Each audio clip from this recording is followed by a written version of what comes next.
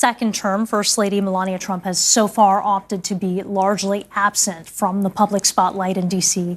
It's been more than a month since she was last seen at the White House, but CNN is learning that she's been privately influential. CNN's Betsy Klein joins me now from outside of the White House, where, Betsy, can you tell me more about how the First Lady is using her influence this term, even from afar?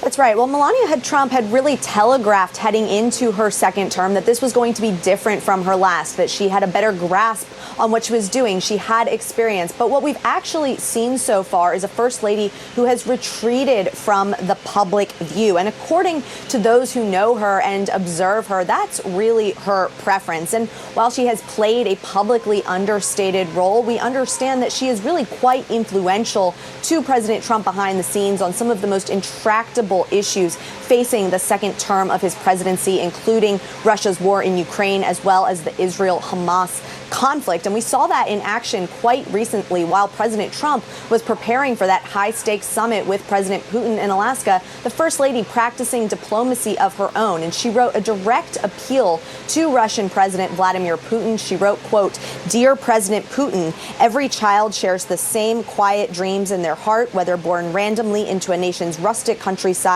or a magnificent city center. They dream of love, possibility, and safety from danger." Now, the First Lady did not mention Ukraine, but she obliquely mentioned the darkness around children that have been impacted by war.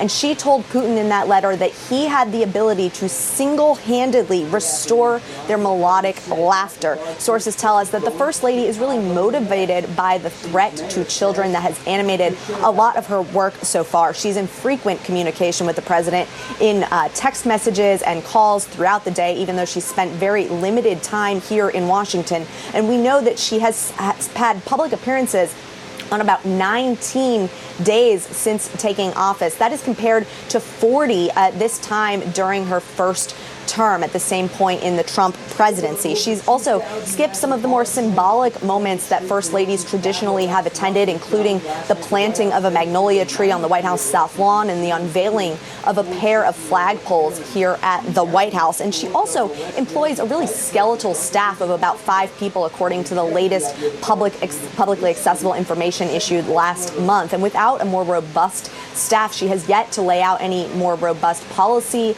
goals for her Be Best platform. She hasn't done any solo domestic or foreign travel. She also has yet to announce any state visits in the coming weeks or months, Isabel.